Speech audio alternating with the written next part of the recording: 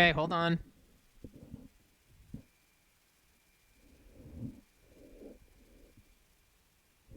Hold the heck on.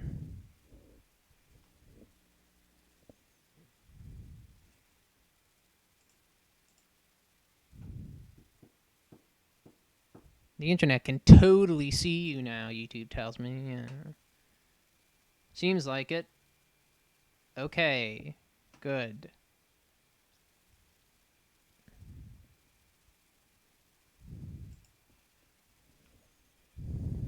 I do not look happy on the on this stream right now. But hey, you know, we're gonna start. Whether people are here or not, it might take me a while to read this. Hopefully, people come in already read the article. Maybe. I will. Did I link the scans? No, I didn't. I will link the scans. I will link the scans.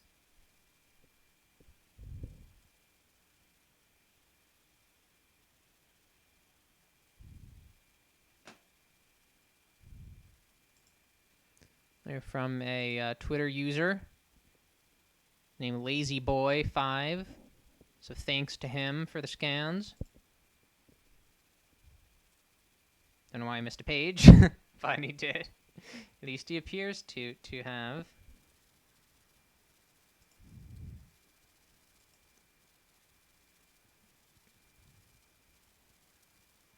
It's annoying. I don't know, like, from where the first page we have starts, it's hard to tell if it's, like, a while into the article or maybe, like, not that far in.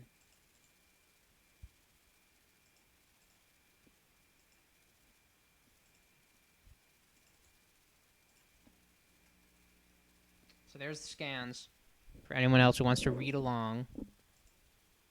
So let's start. The first page we have is 68, which is not the beginning. And first thing we have a screenshot of what appears to be the beginning of the game because Treecko's chained up. And I don't know, it looks like on his head he might have something. Yeah, it looks like he's pretty heavily chained. There's some apparatuses on him, on his head, on his back here. If you're looking at it with me, you would see them. You zoomed in a bit. And if you haven't seen the trailers to the game in a while, if you don't really remember them, you might think that we've seen actual footage from this part of the game before. Are we still live? Are we still good? Zooming in on my laptop can make it skip sometimes, so I want to make sure that it's not slowing things down too much. As long as it says we're still live, I will take yellow. I'll take the yellow stream health. That means not great. Hello? No, now it says it's not live on the actual video. No, it is. Okay. Seems to be still live. Okay, so you might think that we've seen parts of the beginning of the game in trailers. We haven't. There was the first clip of a lot of the trailers was the feather falling onto the place where the chain that I guess binds Treecko goes into, but that was surely render. And if it is in the game, then I suppose you've seen that part. We have not seen any other part. We have not seen the boy getting Treecko out. We have not seen the boy first meeting Treecko. We've never seen that. When the boy walks into a room and meets Treecko, not a part we've ever seen. This first meeting. So this is probably it. It says, getting too close to an injured Treecko elicits a terrifying roar. Best tread lightly then. Probably the beginning of the game where Treecko is pretty annoyed to be chained up. There's a barrel there that you could probably use to get him to like you a little better because Treecko eats stuff in barrels. So I'm going to read. We'll talk about the other picture in a bit. I'm just going to read right now.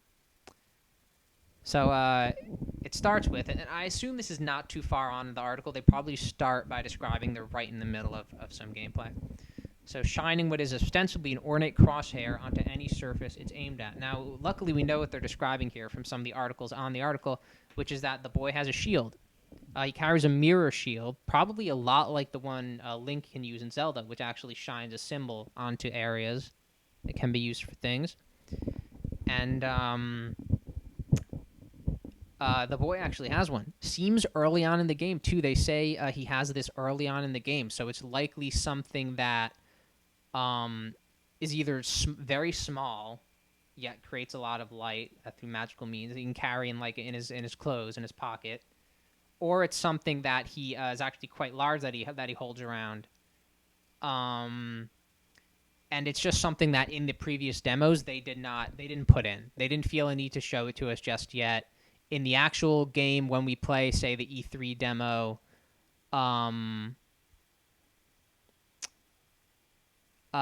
he will have the shield in that section. Probably, very likely. It's possible that the shield is just something you pick up and drop down, and there are several of them around the castle area. Just like things in Eco that you can pick up and drop. So that's possible too. So what does your shield do? It shines an ornate crosshair on any surface aimed at. Once we return to Treecko, we discover its significance. This ancient creature can fire a devastating beam of red lightning from its tail and will direct this power wherever we point the mirrored shield. Wow. Not something we heard before at all. Treecko is really is a magic monster. He can fire red lightning from his tail. It's like a Dragon Ball Z attack. On first contact, it feels like an odd inclusion in a game whose forebears have taken a distinctly esoteric approach to combat. But it's presented with an authenticity that beds it deeply into the fiction, meaning that the initial sense of jarring discomfort, something I kind of worried about when I read that this was in the game in one of the articles, which hits us full in the sternum with visions of clunking turret sections. You worry about that, I suppose. Melts away as we explore the potential of this new power.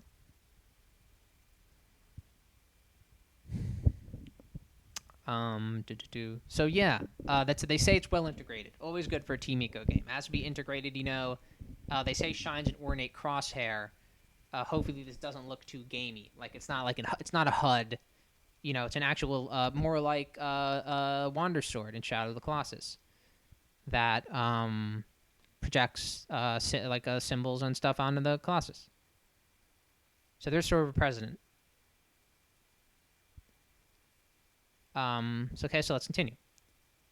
So why does the visions of clunking turret sections melt away? We don't get the opportunity, they say, to use it in anger against any enemies, since the armored specters from page 64, one page we didn't get to see, never make their presence felt in our demo. Yes, the enemies are these armor shadow guys who were not seen in the E3 demo either. Instead, it's employed to solve a pair of simple environmental puzzles, one involving the destruction of a rock face and the other the disintegration of a wooden wall.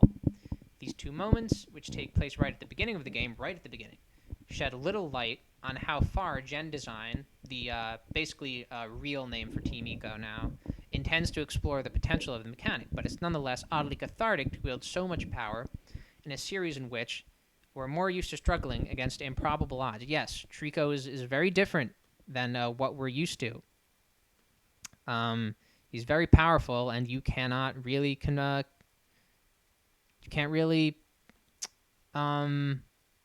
you don't really know how powerful he is. And you can't control it.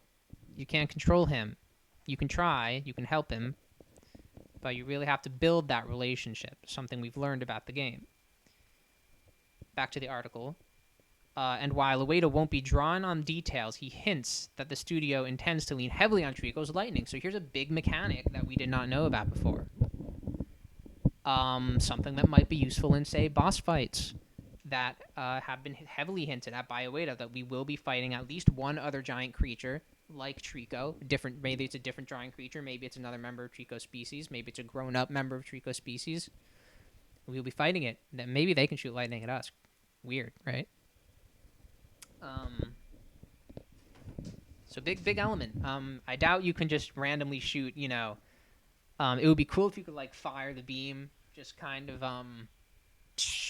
like that, cut a swath of the beam across everything, but chances are it'll be more controlled than that, less dynamic. It'll probably be you point the shield at something. If Treecko can interact with it by firing the beam, he will. If he can't, he probably won't. It might seem kind of constrained in that way, sort of just a press X to solve puzzle sort of thing. But we'll see. We'll see about that. We don't know. There's just conjecture. There are several reasons why I explore the idea, says Ueda, but one of them is to make players understand the force and ferocity of Treecko, he explains. I believe things are more attractive when there's a bit of oddness to them, rather than something being normal and appearing. Let's continue here for a sec. Appearing what? Because these pages are kind of out of order.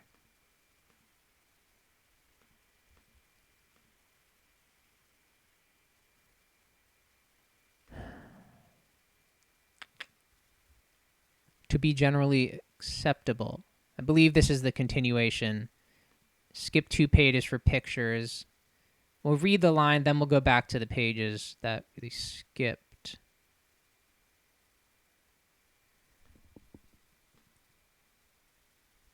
So, hold on one sec. So he believes things are more attractive when there's a bit of oddness to them, rather than something being normal and appearing to be generally acceptable. The same thing can be said about Treecko's appearance. And when creating a game, I like to spend more resources on raising the quality of each element rather than increasing the number of elements. That's design by subtraction, the way it is philosophy that he sticks by very staunchly. Ideally, I'd like to have a lot of high-quality elements, but if I have to make a choice between quality and quantity, I choose quality. Very interesting. So if you're reading along, we'll go back now to the first page. Look at those sketches. We have some very nice sketches, very simple sketches of the boy pointing at Treecko sleeping, the boy throwing things. Perhaps that's something we didn't know he could. I don't know if he's thrown things far. If we knew, if you can throw small rocks far distances, that's not something we've seen him do yet. We've seen him pick up heavy things and drop them. Treecko on top of perched on top of rocks, and the boy with a leaf, feather. We haven't really seen him holding feathers up like that. The boy's animation feels more complex than Eco's, of course it should, but certainly conjures up memories of him. Of course it should as well. While Treecko won't always do as you ask, this is the caption of that picture, by the way, it will hint at what you need to do by looking at objects and areas of interest. The creature's size is magnified by the relatively tight spaces within the game's ancient castles. We've seen this before. Treecko looks at things. This sometimes he'll look at things that are just interesting in the environment, not necessarily things that'll help you. Very early in the E3 demo, he looks at a jug of water on the ground. He just gets distracted by that and looks at it for a second. But yes, of course, he is an animal. He'll notice interesting things in the environment. That'll help you out with that. So now where are we now? Page 71. So go to page 69 here. Very interesting, very close-up picture here of the boy crawling through a crack into something very bright. I don't know if it's an area with water, an area with magic, light. I don't know. But we're very close up on the boy, about as close as we've ever been to him. We don't get many close-ups on him in the E3 demo. You really see those tattoos that he has, which a lot of people probably still don't notice. These tattoos have been there since the very beginning, and I believe they have changed a bit. I was just looking at a comparison picture from the E3 demo to now, and they have definitely changed. They're a little less well done, they seem. They look a little more, I don't want to say, low effort, but I just want to say, like, crude, yeah. And ancient, like they would be done in ancient times. And they don't extend onto his hands. They do in the E3 demo. They do not extend onto his hands. Here, his hands clean. He's got them on his neck and on his face. I wonder if he's got them in his hair, if he were to shave his head.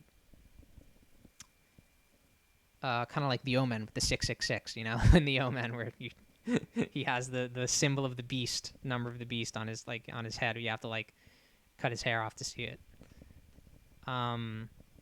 Even flow is the header to this part, to this caption to the big picture.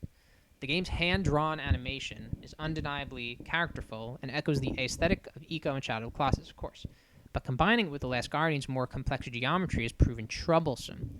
That's an area we've struggled with greatly, lead animator Masanobu Tanaka admits. We don't use motion capture, only hand-made animation. Interesting. But we try to follow the rules of physics as much as possible. Big hallmark of Ueda's games. They try to follow the rules of physics, which is not so easy. in games to do that convincingly while also having being a video game. Because I know I watched a video on the Extra Credits YouTube channel as a gaming show where I was talking about the animation of Shadow of the Colossus, and something in games is that when you press the jump button, you want an immediate response. You want your character to go up in the air right when you press the A button to jump. And that's not how jumping is in real life. A lot of times, you have to kind of prime yourself to jump. You have to move down before you can move up. So that's interesting. And that's something they've had to deal with. And getting the animation just right there. Still one viewer. That's me, probably. I'm going to put this video up after, so I don't care. I don't care. Okay, so he admits that's an area they struggle with.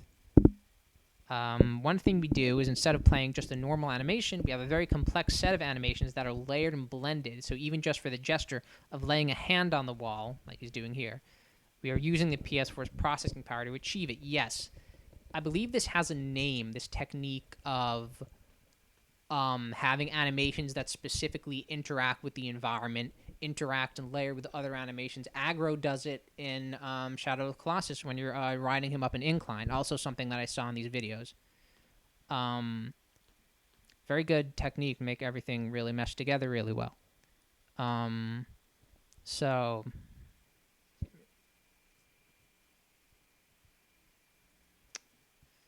yeah, feeling a little tired. So yeah, that's cool. So now that was page 69. We'll continue with 71 here. Not sure where 70 is. We don't appear to have 70. So on to 71. This is after he says that he's choosing between quality and quantity, which we know he does. Such pragmatism, excuse me, that was gross and weird. Would have been weird if I ignored it. Would have been weirder if I had completely ignored it, not said anything. Such pragmatism sits at odds with the majestic, extraordinary nature of awaited games. These are worlds drawn with the most delicate of strokes, dark fairy tales filled with magic, wonder, and a kind of childlike pining for adventure. It's sobering, then, to hear a way to talk about them like any other development project when we ask him about the recurring themes of strong-willed children, loss, and adversity. I often get asked about these themes, but I'm not really conscious of them, he says. It's not like I have a specific interest in those themes, and that's why they occur in Shadow of the Colossus, The Last Guardian, or Eco. It's just that when you're creating a game, you have to think about the hardware and resources and programming code and technology that you have to work with, and then you think about what would be a good theme to express those with. That's how I arrive at my ideas. In a video game, it's necessary to think about the limitations of what can be presented with a game console, how convincing that presentation can be, the cost of realizing it, and how consistent it can be with the game design. That's probably why I keep returning to similar ideas. I don't know what that is. Does that mean he always thinks that his games have to be restrained because he can never do enough that he wants on the console, so he has to return to these simple gameplay ideas? I don't know. I'm trying to think of what Wade has said in the past on his game design philosophy. And he is very gameplay minded. His games are praised for their simplicity and their powerfully emotional stories. And I think he's probably being a little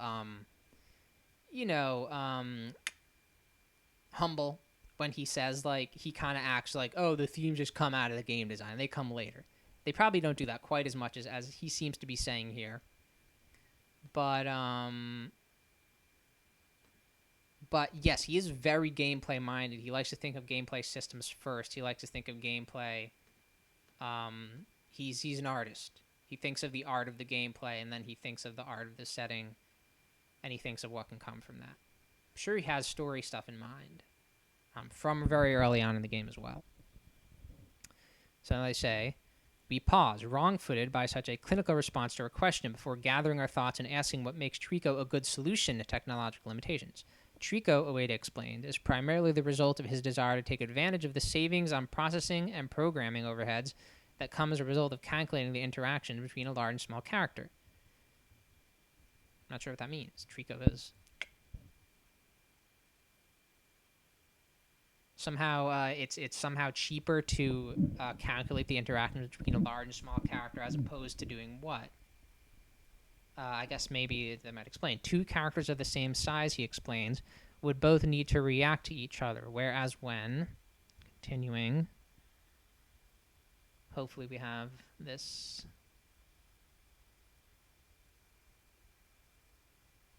I don't know if we have it, guys. I don't know if we have that continuing page. I gotta get this. I gotta tweet this guy. I gotta say, where's the other ones? I really thank him for doing this.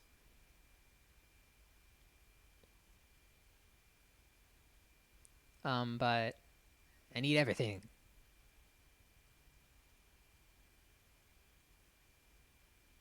Need it all, baby. So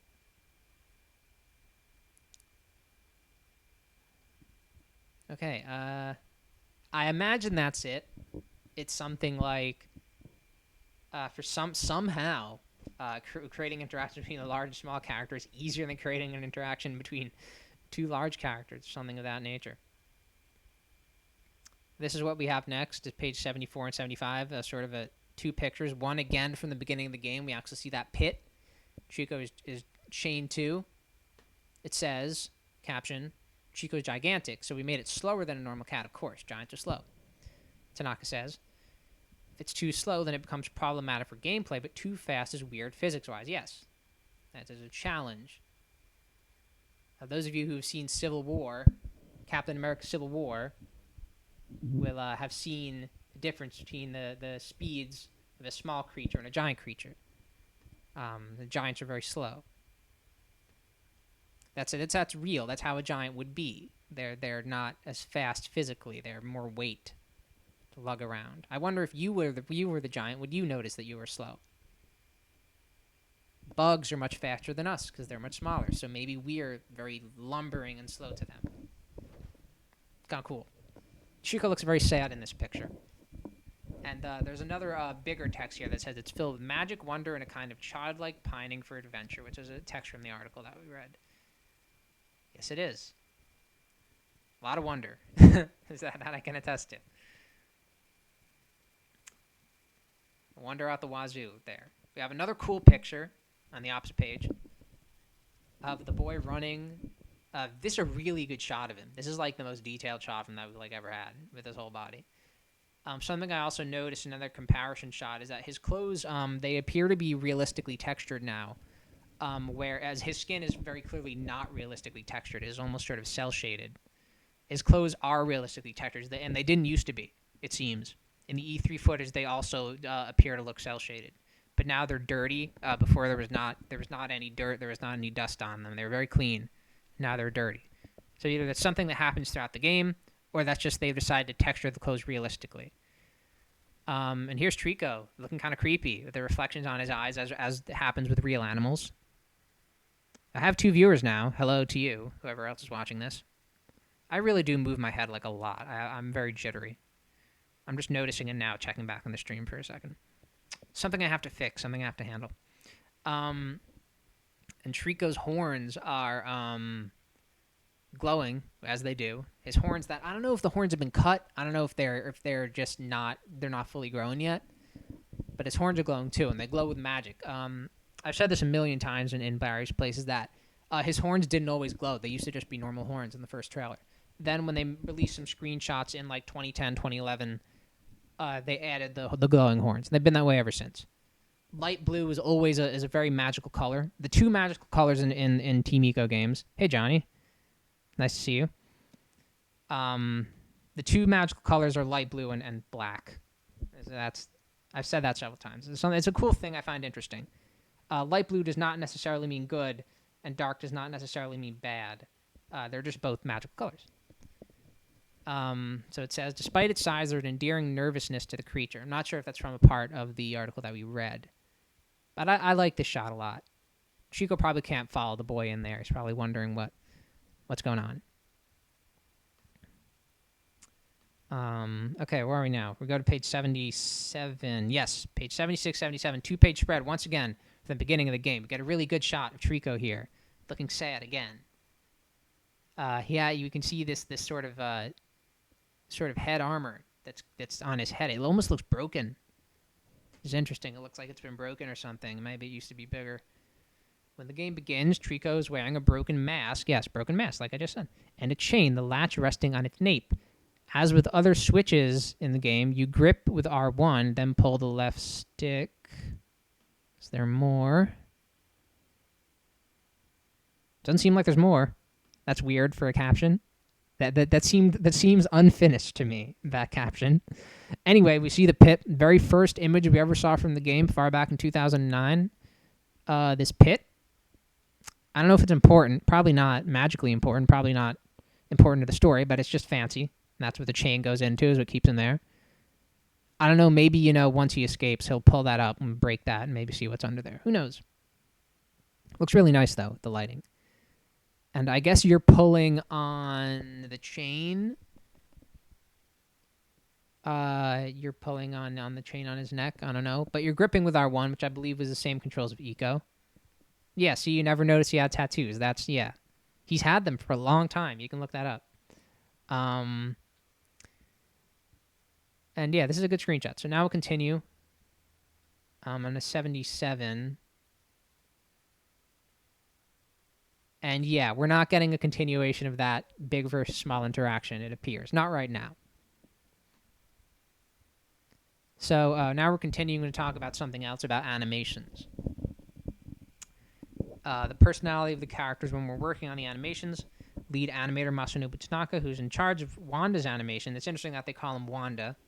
A lot of confusion there. His name is Wander. Wanda is how Wander would be rendered in Japanese, being pronounced. Written in English, it is Wander. That's not up to interpretation, as people seem to think. It is Wander is how it's pronounced in English. Wanda is how it's pronounced in Japanese. Spelled in English letters, it is not spelled Wanda, like Wanda and Cosmo, or a fish called Wanda. Wanda is just how a Japanese person pronounces those syllables. I think I spent too long explaining that. He was in charge of Wanda or Wander's animation on Shadow of the Colossus. Politely notes, we think about the kinds of things that the character might be thinking, what kind of emotions the character might be feeling in certain situations. For example, in the opening section, the character is thinking, where am I? So we do take into consideration those kind of situations. We focus more on their limitations and capabilities as boys perhaps in the early years of elementary school, yes. About 7, 8, 9, I would say. Do you start elementary school at 7 or do you start at 5? You start at 7, right? Yeah, you do. I think. Maybe not. I can't think about it now. It's too much to do. So we think about what kind of actions are possible for a child like this in terms of physical ability.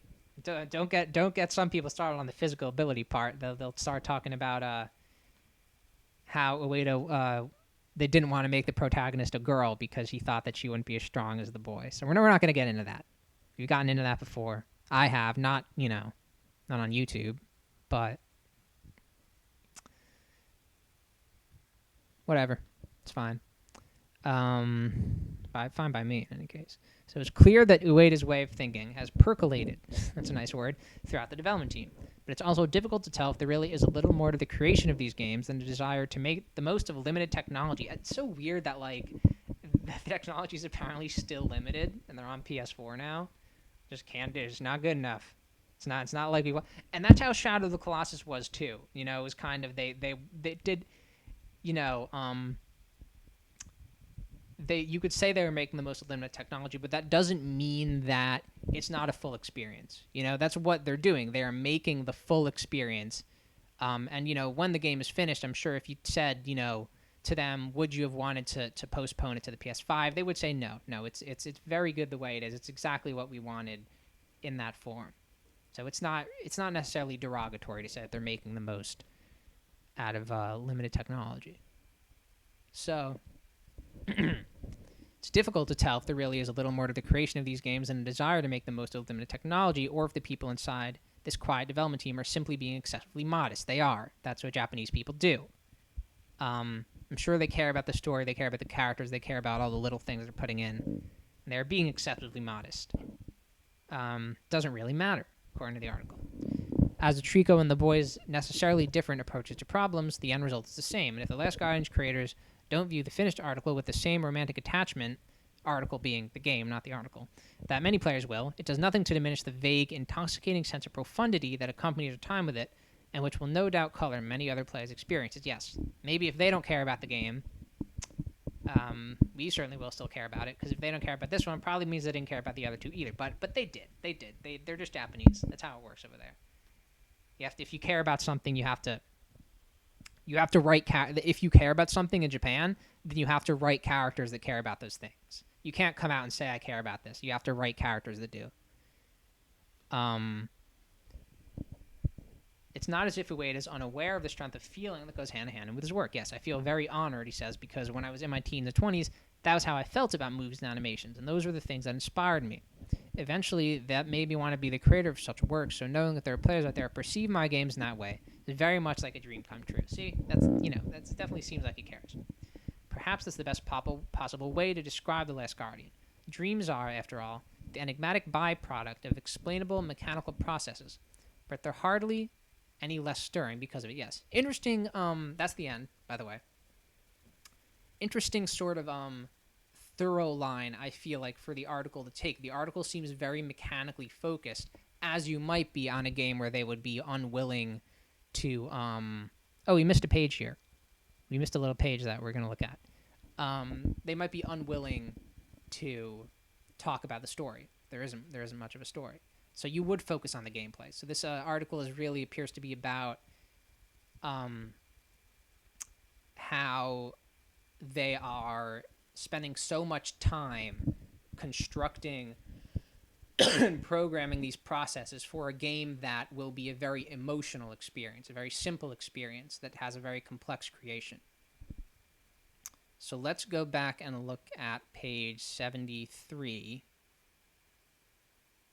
We have the boy climbing a chain is a big picture.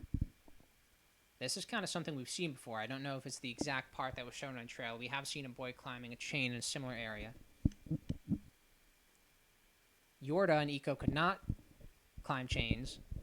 She could only climb ladders. Treecko does not need to climb chains. You can probably just jump places. So that's good. We have a picture of Ueda here. Director Fumito Ueda started out as an animator at Warp. Yes, Warp was a game dev team that made a couple games. I believe one was called Enemy Zero, was the one that Ueda worked on as an animator. He started as a 3D animator. He was able to make the sort of pitch video for Eco in a 3D animation program. And I guess he got into game development from there. You know, I don't really know if he's ever... I don't know how that animation crosses over. You might be able to answer this, Johnny, how animation can cross over into other areas of game development.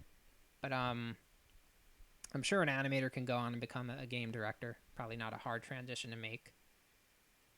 Controlling the boy is fluid and responsive. He sees these mysterious markings on his skin for the first time when he wakes up next to Treecko. Wow. Biggest reveal of the article, other than the lightning, right here in the caption to a picture. So we now know how the beginning of the game works. What the hell is it? Okay. Well, we won't get ahead of ourselves. We now know how the beginning of the game works just from this caption. You wake up next to Treecko. Right there. That's the beginning of the game. You wake up. You did not have the tattoos before. So the tattoos are not just window dressing. They are very significant, I'm sure. And he wakes up next to Treecko. There you go. So now we have two other really interesting pictures. On page 73 here, lighting is spectacular, taking in dramatic scenes such as these, as well as the more subtle dappling that breaks through ruined walls. Yes, lighting is very good. So both screenshots are really interesting. The right one is less interesting, so we're going to look at that first. It looks like the boy and Treecko are swimming in water that for Treecko is quite shallow. At least it looks like Treecko. I don't know what we're seeing here on the bottom. That doesn't really... I guess those are his arms, his legs. Pretty shallow water for Treecko, not so shallow for the boy. Swimming around. That's cool. Haven't seen water since the trailer where Treecko dove underwater very deep. Left screenshot is the most interesting here. I don't even know if that is Treecko. The horns on that creature are clearly very fully they're fully grown up. And we do have what's definitely the boy on the lower left side holding a torch. We've never seen him hold a torch before. He appears to be holding a torch. Treecko I don't know if Treecko has another mask on. Hard to tell. There's a lot of smoke in this scene, though. And if you look on the bottom left, am I getting too close to the mic here? I'm very interested. I'm very interested in what's going on here. There's another person, looks like. Not even a knight. It looks like a person who's just in a robe. Who's doing something. So this is, wow. This could be late in the game, for all we know. Hopefully this is all they will show from late in the game. That's really interesting. Wow. This is the most interesting page of the article, guys. There's like 2 paragraphs of text. This is the most interesting page. So yeah, geez. There have been theories that Treecko and the boy will grow throughout the game. There will be time jumps. Treecko will be older. The boy will be older. Treecko's abilities will expand.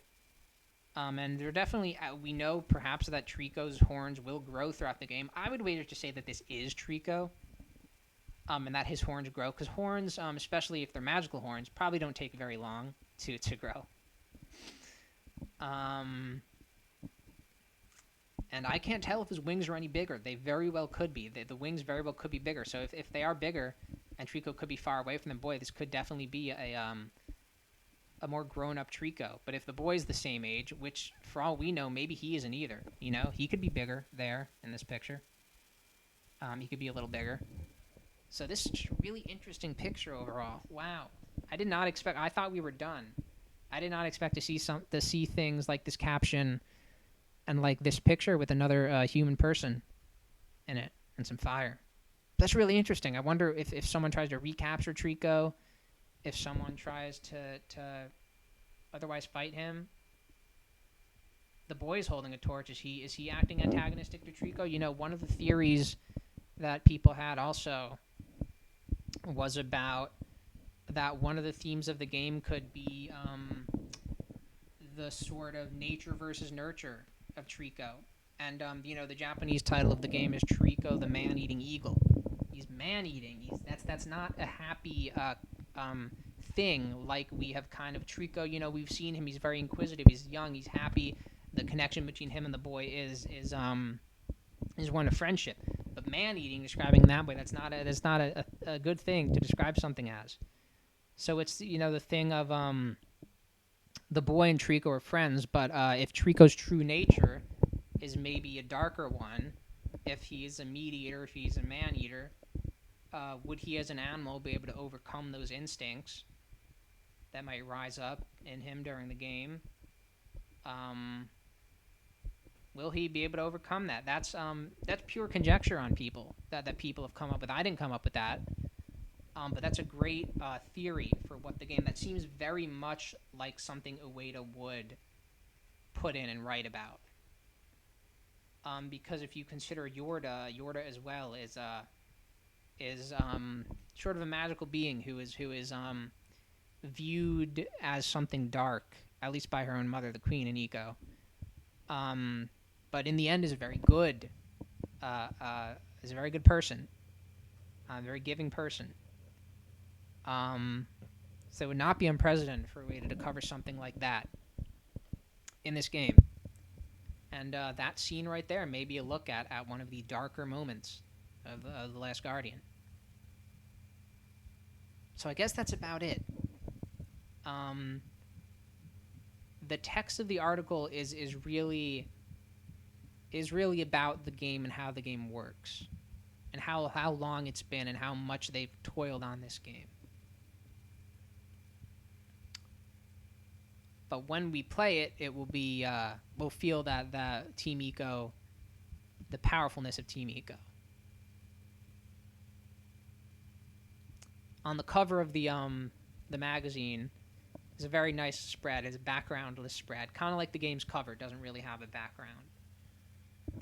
Where the boy is being chased by several of the Shadow Knights. This is the first we've seen of the Shadow Knights since like 2010, 2011. They look pretty much the same. And Treecko is on another platform, probably ready to grab the boy when he jumps. Treecko looks like he's got his eyes are either has pink eye or his eyes are glowing red, which has happened in the E3 demo. His eyes glowed red. Might be related to the red lightning, the grease lightning. And the cover says about The Last Guardian, the fantasy finally becomes reality. I think someone on Twitter mentioned that I don't know what you would call it, that's the sort of a header for their cover story. The fantasy finally becomes reality, kind of similar to an old catchphrase for Final Fantasy 15. This is a fantasy based on reality. Kind of funny. The similarity there, given that these are both games that have taken a very long time to develop. But there's what we could read of the article right now. Anyone watching this later, my friend Johnny, who is I think still watching it now. I hope you were able to learn some things you didn't know, get some insight out of it, whether from the article or from me. And hey, in a couple weeks, just a couple weeks, a little more, I bet we're going to be seeing more footage of this game, and we're going to get a release date on it, and it's going to be awesome at E3. And hopefully they will not show more scenes from later in the game. Hopefully we'll show some we'll see some lightning, we'll see some underwater stuff, we'll see some Shadow Knights. I hope that'll be it. And after that, I'm done with The Last Guardian. Not forever. I'm done with looking at any information on it pre-release. That's going to be all. That's going to be enough for me until the release date. So this video is going to go up on YouTube. I don't know if I'll be able to edit it. I don't know what. It's going to be a weird live stream with me smacking my head around, breaking my own neck, and doing, having these weird pauses in the commentary. But hey, I mean, wow, I'm excited. There's some real interesting hintings in this article. So thanks for tuning in. Hit me up on my Tumblr blog, please. It's called Lands of Light and Dark. It is a Team Eco Tumblr blog. Very simple name for very simple games, some would say. Put a link to that in the description probably into the video once it uploads. And keep an eye out for more videos, streams about The Last Guardian. I'm so willing to talk about it. If you have anything to say, message me on Tumblr. Give an ask about your opinions on this article. About your opinions on what's going to happen in the game. Please tell me. So if you watch this, thanks for hearing me talk for a long time. Put this on I hope you put it on 1.5 speed. I don't know if you can. Maybe I talk pretty fast. I wouldn't mind if you did that. That would be fine. So thanks for tuning in. And hopefully I can talk about the game with you at some point, if anyone watching this later. So thanks again. Bye-bye. And done. Loop. Hold on.